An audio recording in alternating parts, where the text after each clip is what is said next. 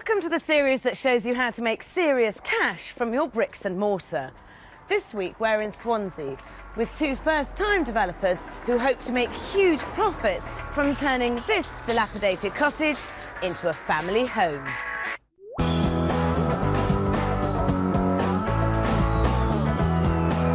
Meet Angela Myatt and Joe Greenslade. They both have high-power careers as sales managers and are big earners.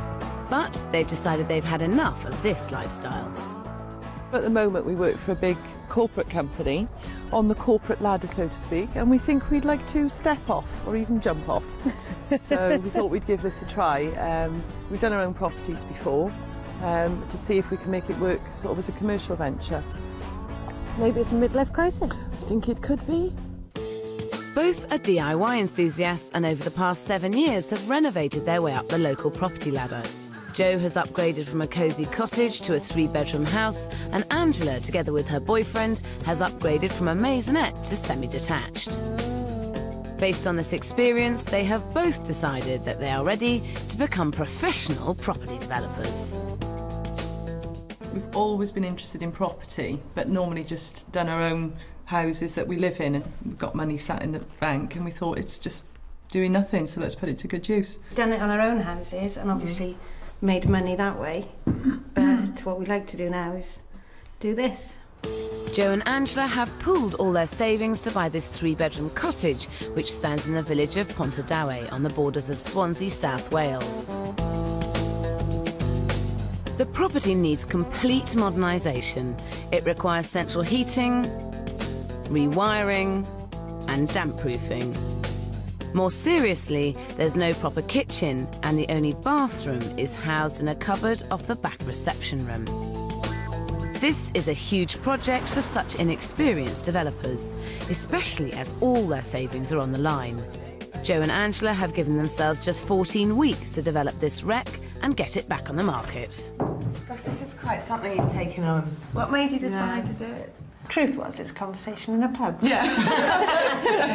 The plans got bigger and bolder as the evening wore on. So how much did you actually buy the house for? It's 19,000. Can you believe that? Gosh, that's a good buy. Because there's so much work to do to it. I think that's why we got it sort of so cheaply. And how much are you planning on spending on doing the work? 10,000. That's our limit. And your resale, what do you reckon that'll be? 45 we're thinking, and we've looked at the market, so we think that's quite realistic. So if you do manage to stick to your £10,000 budget, you're going to make £16,000 profit. Yeah. That's fantastic. Joe and Angela bought the property for £19,000. They intend to spend £10,000 renovating it and then sell it for £45,000. This would give them a very sizable profit of £16,000 before tax. And what are you going to do with all that money? If we haven't throttled each other by the time we finish this one, we will do it all again. There's onward and upwards from here. Hopefully, yeah. And maybe next time we'd look at something a little bit bigger. Great. Oh, well, let's have a look around. Okay. Great.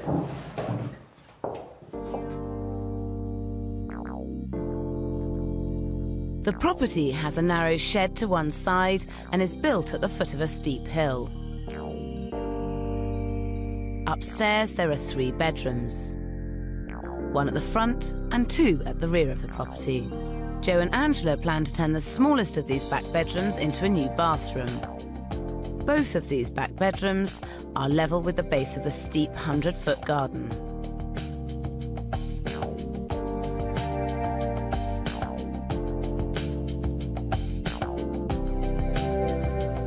At the front of the house, there is a small reception room. Behind this, there is a further dark room, which contains 2 cupboards.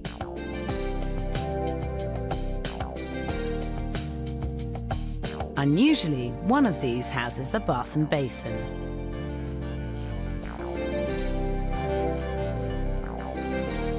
To the rear of the property is a ramshackle extension containing the only loo, a storage area, and an unusable kitchen.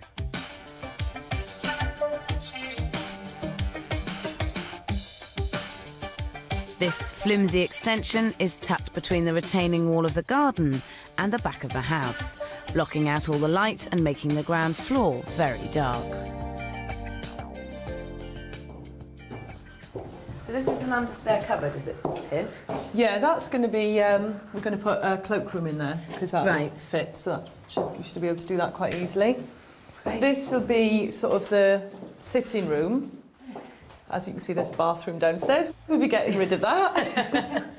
We think we'll put that upstairs. Do you want to have a look at the kitchen? Because that's probably the biggest job. Great. Isn't it fantastic? It's like a dungeon, isn't it? Yeah, it's quite dark. So what happens through here?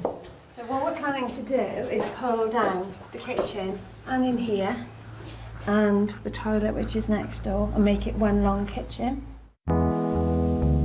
Joe and Angela are planning to install a new bathroom upstairs, which means they can rip out the 2 cupboards and get rid of the old bath and sink, thereby creating a larger reception room. They then want to demolish the old loo, storeroom and kitchen to make one long galley kitchen. Their plans are ambitious, especially when you consider they only have a £10,000 budget. I don't think they appreciate the complications and considerable costs involved in building into the side of a hill. The major problem with using this space at all is it does feel a bit like a dungeon. It's like being in a cellar. And it ruins this room because then this room also feels like it's a cellar. And this is an expensive and complicated building process with a kitchen here in a hole in the ground, which is effectively what it is. And I personally feel you should actually knock this down completely and have it as an open garden area before you have the raised garden. You'd pull a lot more light into the rest of the house. Considering your budget's only £10,000, I can't see how you can knock down this and rebuild a kitchen and do all the house. It's really optimistic. For these reasons, I think they should demolish the flimsy extension and create an open patio area at the back of the property. This will also allow light to flood into the house. They should then relocate the kitchen to the back reception room. Sliding doors can be used to close off the kitchen when required. The front reception room could still be used as a more formal space. My layout would keep their costs down whilst also addressing the light issue. But will they listen? You could make it look quite nice, but it's still going to be a really small kitchen. The benefits of it are obviously cost and this light issue, which is a really big problem, I feel. I'll agree with you. I think that this room still potentially could be quite dark, but there's probably other ways that we can cheaply sort of change that effect. We'll agree to disagree. I do think that Joe and Angela have bought well, but they're going to have to be very careful where they spend their money if they want to make a success of this development. Yeah, the budget's what I'm really concerned about, because I think that there are an amazing amount of little costs that come into doing a whole house like this. And so you really, really, really need to sit down and very carefully go through your budget and then add on a bit, because I think it's so tight that there's no room for error in any way, is there? No. To complete their planned works, they've divided up their funds as follows. They've earmarked £3,400, over a third of their total budget, to build and furnish their kitchen extension. They've allowed just £2,000 for damp-proofing, rewiring, plumbing and installing central heating, all essential if the property is to be marketed as modernised. £800 for a new bathroom suite, £2,600 to decorate the entire property and £1,200 as their contingency fund, making a total of £10,000. So who are you planning on marketing the house towards?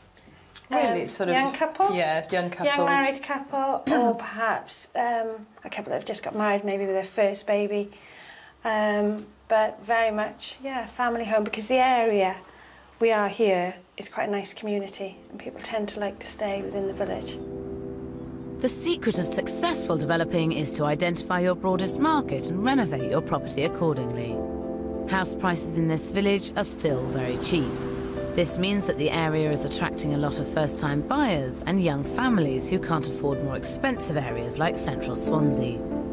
By targeting these groups of buyers, Angela and Joe should ensure they sell their property quickly and for the top price. Joe and Angela are giving up all their spare time to help with work on the house and save on costs. I'm worried that by going ahead with the kitchen extension, they're going to have to scrimp and save later on. So I'm glad that they're going through their calculations with a fine tooth comb. Major structural 3,600 now. Kitchen units, that's 1,100, isn't it? One of the essential skills of successful property developing is calculating a realistic budget. To do this, you need to be sure of the costs involved at the outset of any project. Is there anything else we've missed?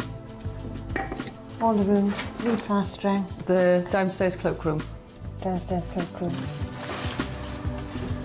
We're going over. Definitely. What can we lose then? So what if we lose the downstairs cloakroom? Yep, could do that. Lose the loo. That's that one off. And then we're within £200 of budget. Joe and Angela only have £10,000, which is not much considering their ambitious plans.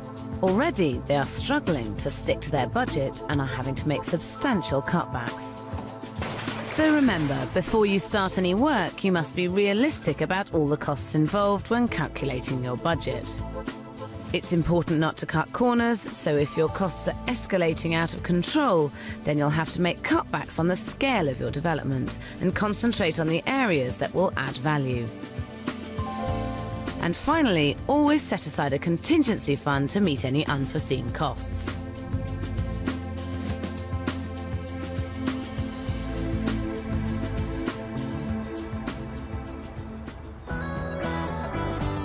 The flimsy extension has now been knocked down.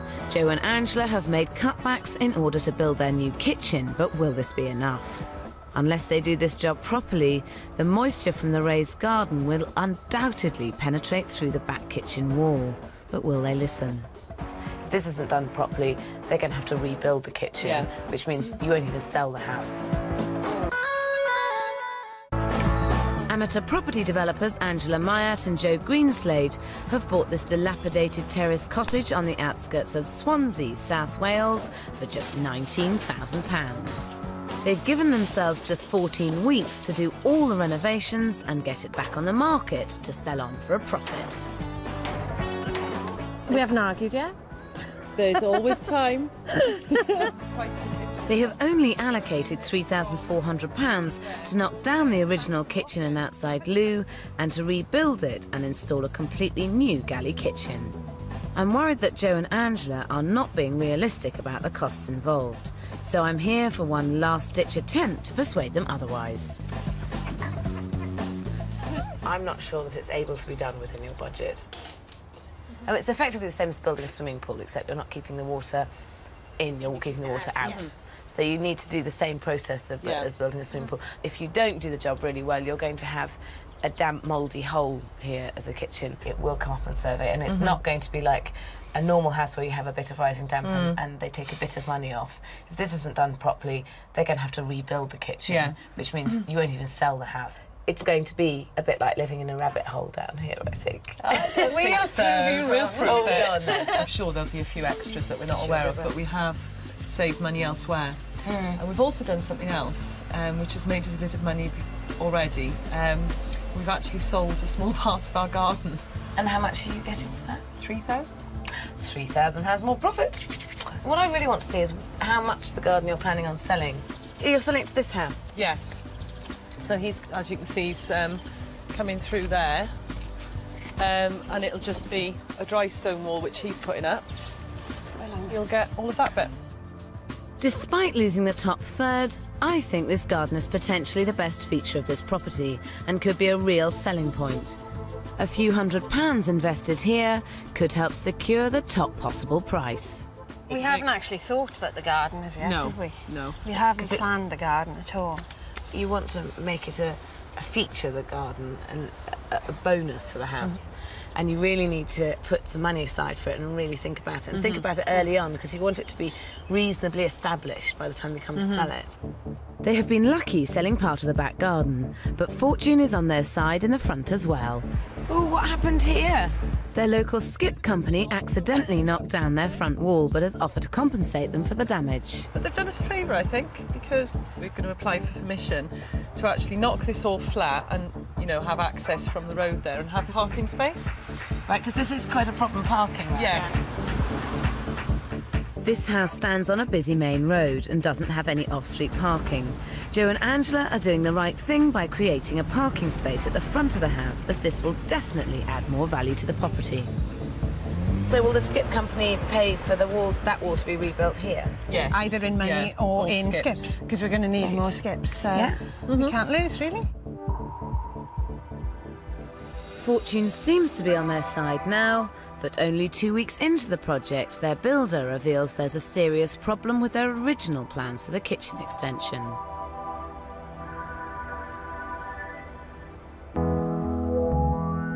Joe and Angela assumed that the makeshift wall at the back of the property was sound, but it's not. It's a little bit wobbly, so it has to come down. They have chosen to completely demolish and rebuild the back kitchen wall.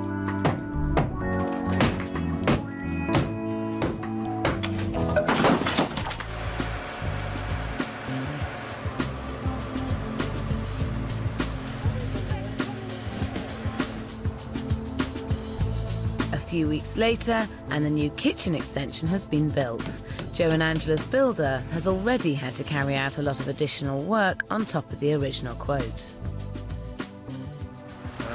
We're then going to plank down the walls, put a new screed down, boards on the walls to stop any condensation, insulation boards up there to do the same, and that's about it. In the short term, these measures may work, but as I suspected, this is not the end of their problems. A puddle of water has appeared in the rear reception room. Joe and Angela decide to call an emergency plumber. Can't quite work out where it's coming from.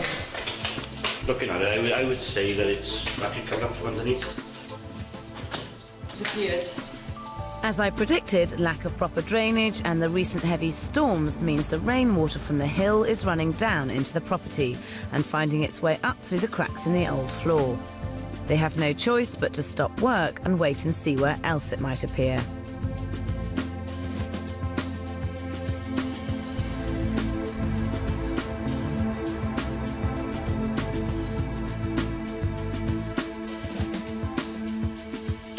One week later, and the problem is still not resolved. What's happening is the damp is travelling up from the floor up through the plasterboard, so we've got to stop that first.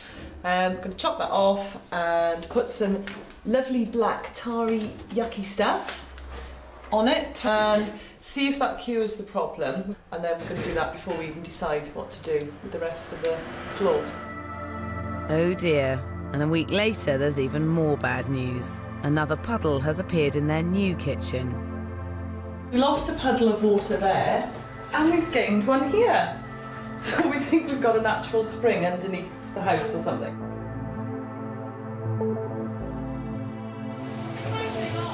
Having plastered the walls, Joe and Angela decide to dig up the floor in both the kitchen and the back reception room, lay a damp-proof film and a new concrete floor throughout. This means they have spent their entire contingency fund.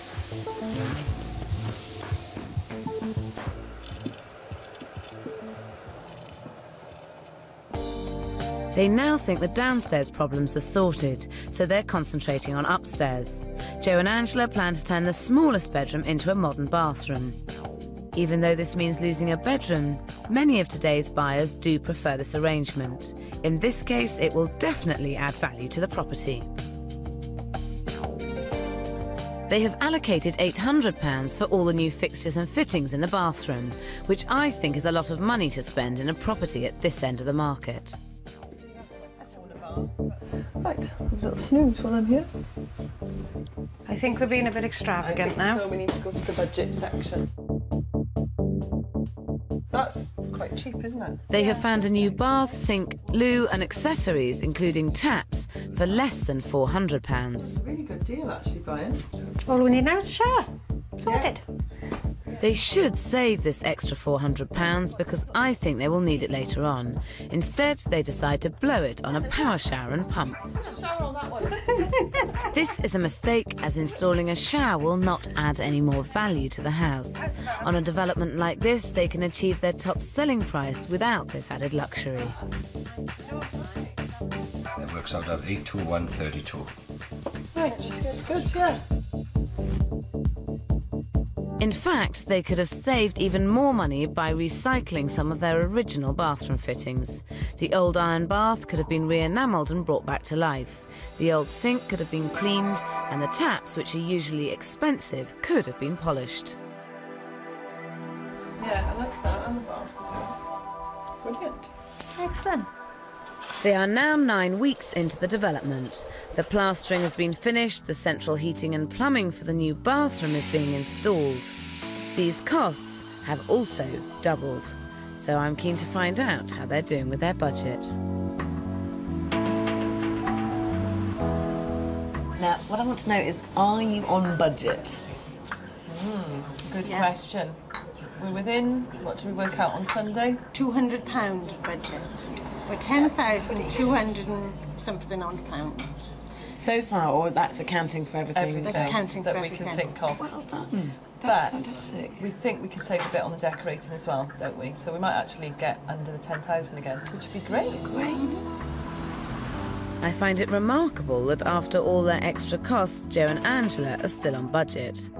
I suspect this is because every time they go over in one area, they simply reduce the amount they spend in another. It isn't a bad approach, but I'm worried that Joe and Angela will end up scrimping in areas like the decoration and finish, which could affect the sale and ultimately the asking price.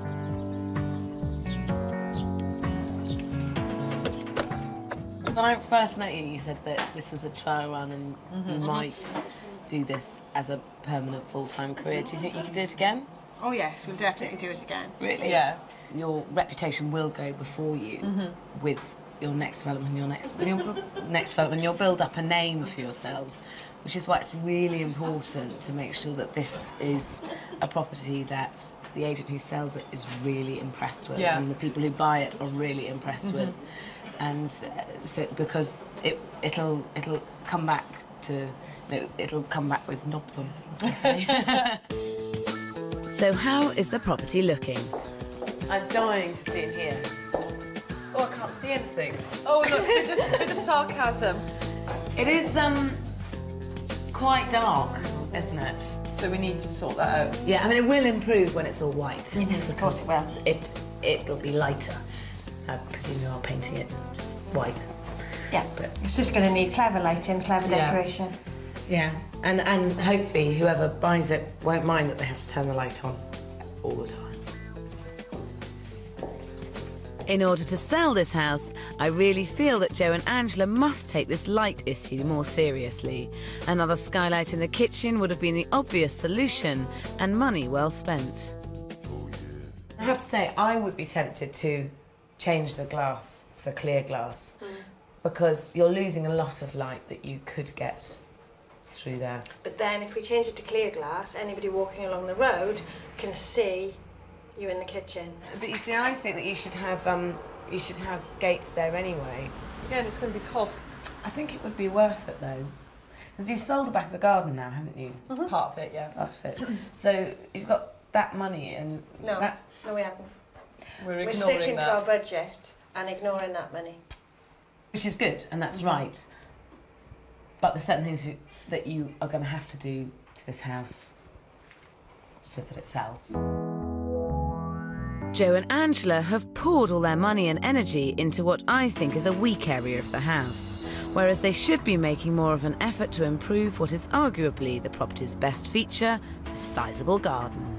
You're not taking your lawn mowing seriously, are I'm you? afraid we're not. You know, this garden is one of the selling features of the house, and it's just not looking its best, is it? But it will, Sarah.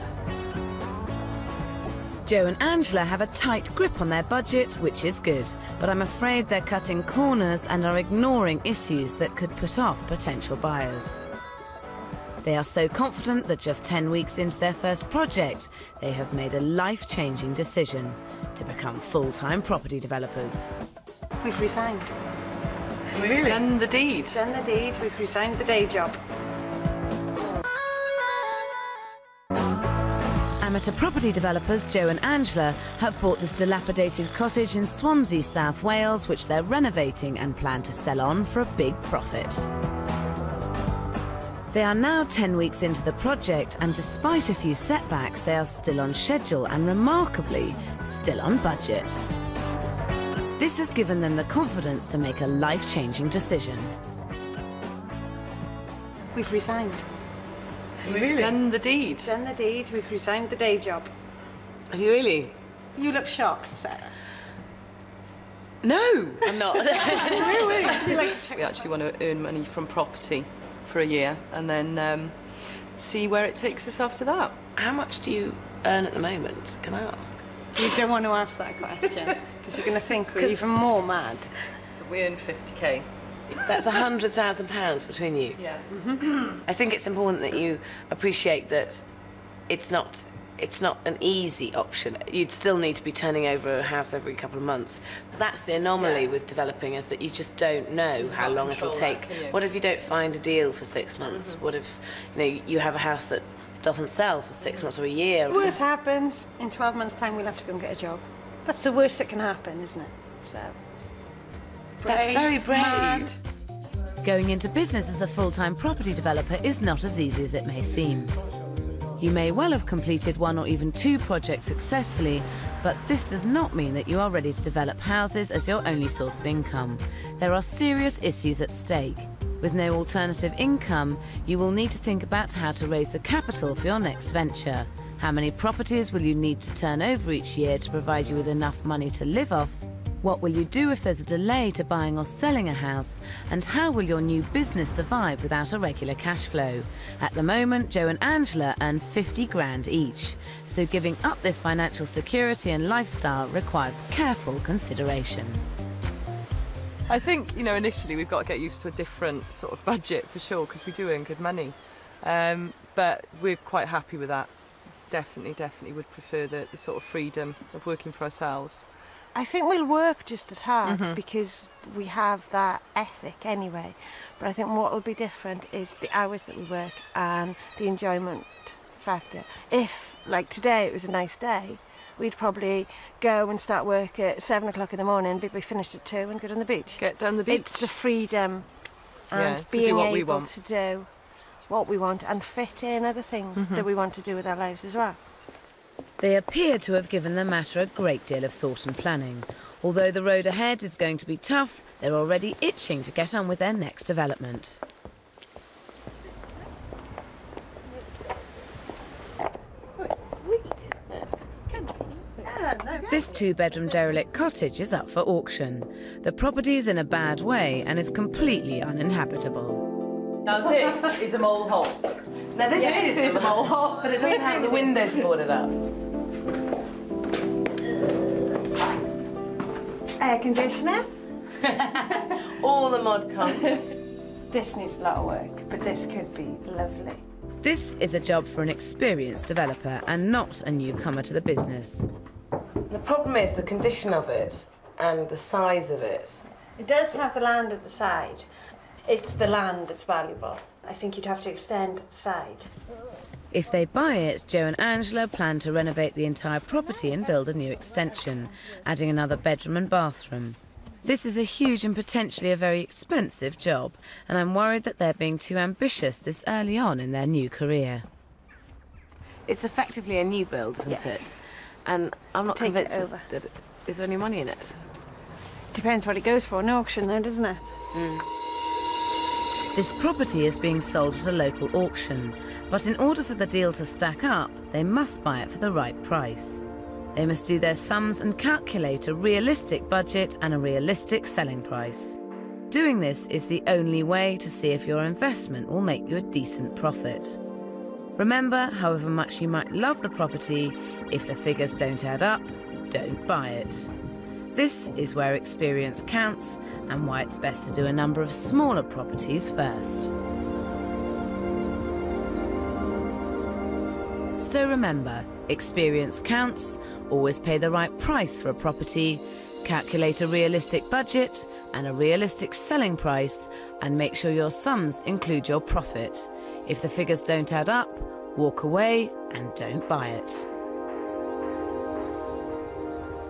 Do you think that you're ready to take on a project like this, which is effectively doubling the size of the house? Yeah, I think so, because we've both done extensions before, which sort of quite large extensions on our own houses, although this is completely wrecked. It's probably a good idea to do a few more smaller projects first, because if you get good at the smaller projects, then you can move to the next stage. And the danger with running before you can walk is that you trip over. You fall over. You can get up again, can't you? Hopefully. Joe and Angela have given up their jobs and their financial security of 50 grand a year. In order to generate this kind of income, they will have to work very hard and keep turning over properties quickly. But before they can do anything, they must concentrate on finishing their current project. Without a sale, there'll be no profit, no next project, and no source of income. Already they're beginning to feel the pinch, as they have had to give up their flashy company cars. Obviously, when we resigned, the company cars went back, so this is what I've bought. It's not good for the image, but yeah, it is. It's very practical and it's what we need. Joe and Angela are determined to stick to their 10 grand budget. But as they've gone way over building the kitchen extension, they're slowly running out of money. What we got left to do? All the curtains we bought yesterday. That was good. As their budget has spiralled out of control in some areas, they have simply reduced the amount they can spend in other areas. This means that they only have £2,000 left for decoration, flooring, the garden, and to buy and install a new kitchen, plus all the necessary appliances. That's going to be a challenge, but we can do it. Kitchens help sell houses, so Joe and Angela have got to get this right. But the narrowness of the room and the lack of natural light makes their task a difficult one. 55. They need all the help they can get to maximise this space, so they're taking advantage of a free kitchen design service at their local kitchen store. So as you walk in through the door, that's what you're going to be faced with. We'll stick with smaller size doors because you are restricted to space. But you can see you've got a tremendous amount of worktop space. It's surprising you've got a lot of storage in there. This layout incorporates shallow units and small-sized doors and makes maximum use of the room available, which creates an illusion of space. Whilst the light colour scheme and unfussy design will make the kitchen feel bright and uncluttered. So we've maximised the storage at the best possible price we can. Yeah. Armed with their new kitchen design, Joe and Angela start hunting for the cheapest kitchen they can find. Oh, I really like this one. It's 25% off. It's light. It's not fussy either, is it, like some of them are? And that's what we need for that room. Well, we've worked it out with all the units, having a breakfast bar, including the sink and the oven, the hob and the extractor fan. It comes to £969. This is good news, as a property at this end of the market does not require an expensive kitchen. Isn't there anything else? Carpet. Carpet for the horse stairs on London, that's it. They are now so strapped for cash they can only afford to carpet some of the rooms. We've got to keep to a budget, probably of about £200. So it's going to be quite tight, but that's going to include fitting and underlay as well. So we're probably looking at the remnants. Something like that might be quite nice. £17, bargain. Finding carpet remnants is a good way of keeping your costs down, but always remember that it's worth spending money getting your carpets fitted properly. To save more money, they are simply going to sand and varnish the bedrooms. But this is a time-consuming and messy job, especially as their floorboards are in such bad condition. With their costs mounting, they have only given themselves £300 with which to finish the entire property. They are now really struggling, as they still have all the decoration and tiling left to do. I think these are fantastic, these white ones. £8.99 a square metre. Bumpy gloss white. Yeah, brilliant. £69.99. They're the ones. Get the trolley. Job's a good un. With so little cash, they're having to do all the decorating work themselves, including tiling both the kitchen and the bathroom. Oh.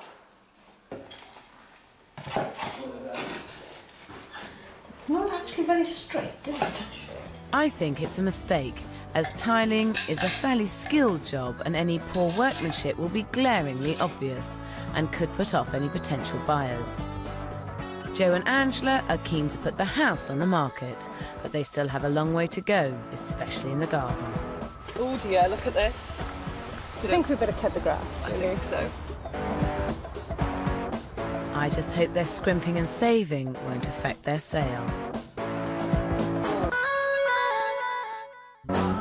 Joe Greenslade and Angela Myatt have bought this small cottage in Swansea, South Wales, that they're renovating and planning to sell on, making them a huge profit. They are now 14 weeks into their development and bang on schedule. It's not going to be a molehill after all. And with a flurry of activity, Obviously the skip will go. the house is almost finished. So what do they think of their work? We could have had a nicer kitchen, we could have spent more money on the bathroom, we could have, but what we've tried to do is keep it quite basic and quite clean looking, so whoever moves in, they can then adapt it to their own taste.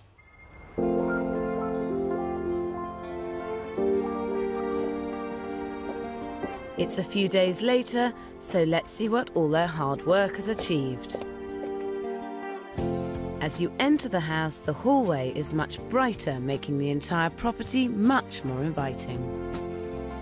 Downstairs, the front reception room has been painted white, making it feel much larger and lighter. Oh, this is great. A fantastic construction, isn't it? Look at that. The old fireplace has been removed and the space left as an open hole. In the back reception room, the two cupboards have been demolished, making the room much larger. I think that they've made a mistake using such a dark carpet, as despite painting the room white, it's still very gloomy, and the fireplace they've installed is out of proportion. The biggest change is at the rear of the property. The back has been demolished and rebuilt, and a completely new kitchen has been installed. This room looks much better, and the white kitchen units and the colourful tiles brighten it up. It's much bigger at this end than I thought it was going to be. Yeah, around this area. Knocked that, you know, the coal shed out, and it's just widened it out a bit, isn't it? Upstairs, the two bedrooms are much brighter, and the large windows let in lots of light. Oh, this is lovely. I love the floors. They've come up quite well, haven't they? Because they were all boards, so this has sort of covered them up a bit. It looks good, doesn't it? Yeah.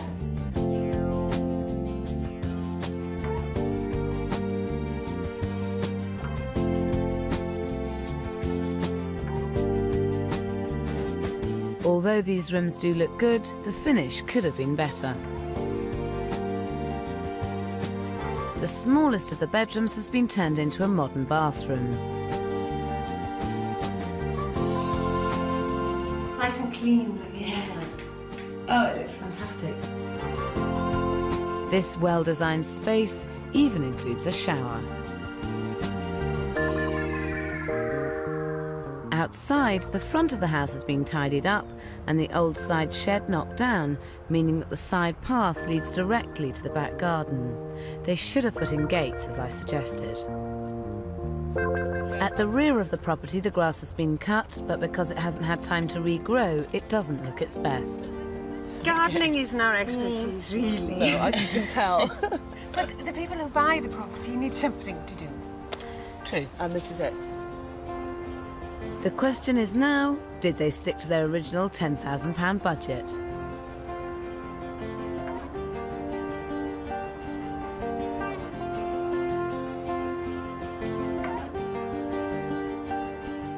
How much did you actually spend doing it up? 10,800 and something. And So near enough 11,000. You're such a good girl. We've been Gold stars. sleep, eat, walk, talk, budget. They've done well sticking to their budget, but in order to achieve this, they've not only had to compromise on the extension, but also in certain other areas of the development. The house is situated on a busy main road. Joe and Angela had planned to enlarge the off-street parking, but decided that this wasn't a priority when they began running out of money. Inside, neither the boiler nor the pipes have been boxed in properly. The floorboards are coarse and untidy, and the carpet has been badly fitted. The wallpapering and paintwork is shoddy and the tiling messy. So how much did everything end up costing? £3,400 was allocated to rebuild the back of the house and install a new kitchen, but this rose to £5,000. That is almost 1/3 more than they originally planned. £2,000 was put aside for all the central heating, rewiring and plumbing, but this almost doubled to £3,950. £800 was allocated for the bathroom, but this came out to £821.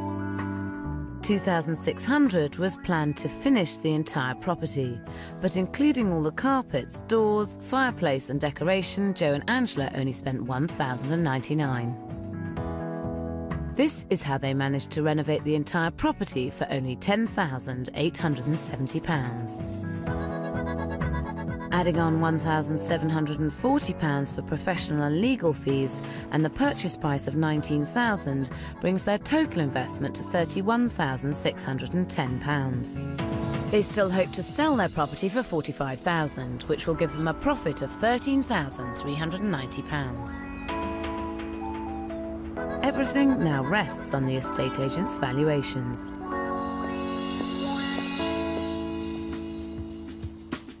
Nice and bright. Quite a dark room. Oh, that's a shame that they haven't plastered in there. Oh, great, and they've extended the lounge. Well, this is nice. A little narrow. The finish on the tiles, I think, could be a little nicer. First impression, the room is good, and there's a shame that they've just left that basically as it was. I like the flooring. Oh, nice feel to it. I think the attention to detail could have been better. So what do they think it's now worth? Prices have probably raised in this area in the last 6 months, 15 to 20%, so it should benefit them quite a lot. A good time to be putting a property on the market. There's not enough properties to meet the demand at the moment. I would feel an asking price in the region of 50,000 would be appropriate. I would probably recommend they put the property on the market now at about 57,950. We suggest the price on the market would be around 59,950.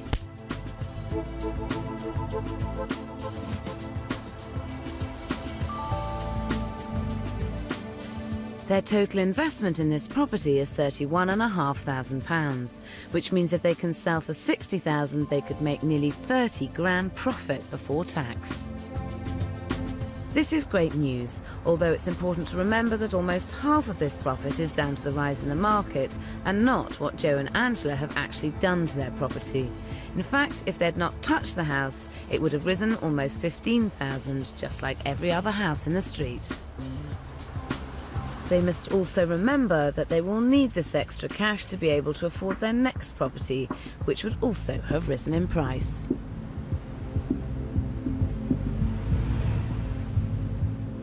They are keen to sell this property quickly, so they put the house on the market the very next day for the top valuation. Property's moving very quickly at the moment, so we don't think it'll be too long before it goes.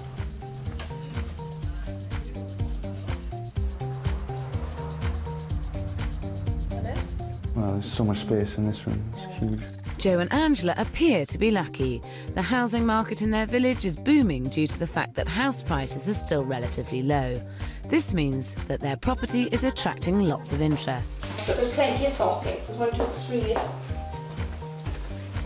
Quite a tidy size, isn't it? It is, yeah. It's quite bright in here, isn't it? Probably because it's so white. Nice and airy. What have they done here? They've boxed the piping in, have they? You've got nice views over there. Yeah, good enough. Yeah, a nice walk-in wardrobe. Yeah. I like the way they've done the kitchen. The bedrooms were huge. I thought, with the exception of the bathroom, some of the rooms were a bit small. The only thing we didn't like is the back because of the steps. Car parking is not really adequate. It's very competitively priced. They probably will get the price they want, but we're not particularly interested in this house. These buyers should be fighting to buy Joe and Angela's property, but despite a fast and furious market, interest in the house is slowing right down. Since the initial flurry when we put it on the market, things have tailed off a little bit.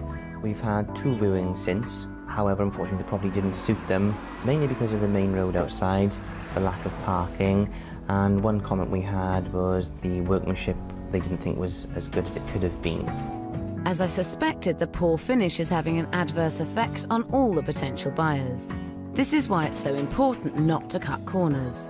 You might think you're making clever savings, but the reality is you will always be found out. Having a property stick is a developer's worst nightmare. Having given up their day jobs and their 50 grand salaries, their only source of income and all their savings are tied up in this property. Until they sell, they cannot release their capital, they cannot pay themselves an income, and they cannot afford to buy their next purchase. They now have no choice but to drop the sale price. Their penny pinching is costing them thousands in lost profit, but they seem undaunted. We're more than happy with Andrew's suggestion to drop the price to 57.5, because it's still a long way in excess of what we originally wanted for the house, isn't it? So. Yeah, because we were thinking that the value would be about 45, 47. So it's still 12.5 grand more than we were expecting. So to actually drop it a couple of grand, not worried about that, Not at all. And we're going to wait until we've either had an offer on it or some serious interest in it before we actually start looking for another project. It does take a while, but 8 weeks after putting the property on the market, Joe and Angela accept an offer for £54,000. With their total investment of £31,610, they now stand to make £22,390. With the extra 3 grand they made from selling part of the garden, they walk away with a gross profit of £25,390. Fantastic! Absolutely brilliant! Cheers! After 14 weeks of hard work, they each stand to make 12.5 grand. I hope they don't regret giving up their £50,000 salaries. And so what are you going to do with all this lovely money? Buy another one. Buy another one. We're going to start looking now. And is there anything with the house that if you started all over again with exactly the same house you'd do differently? No, a couple of little things, but nothing drastic. Exciting, so it's onward and upward.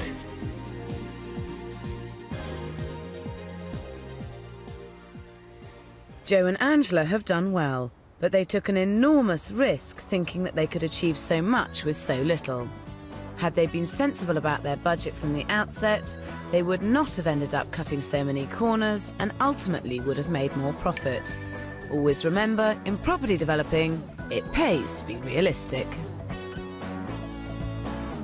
Next week I'm in Luddington near Scunthorpe to meet a vicar and his wife who plan to turn this huge derelict house into a money-spinning investment that will see them through their retirement years. But will they get too attached and let their emotions get the better of them? You're getting more and more attached, which is incredibly important that you don't. Oh yes, yes, absolutely. And you've fallen in love with your development, haven't you? Yes. Well, at least you admit it.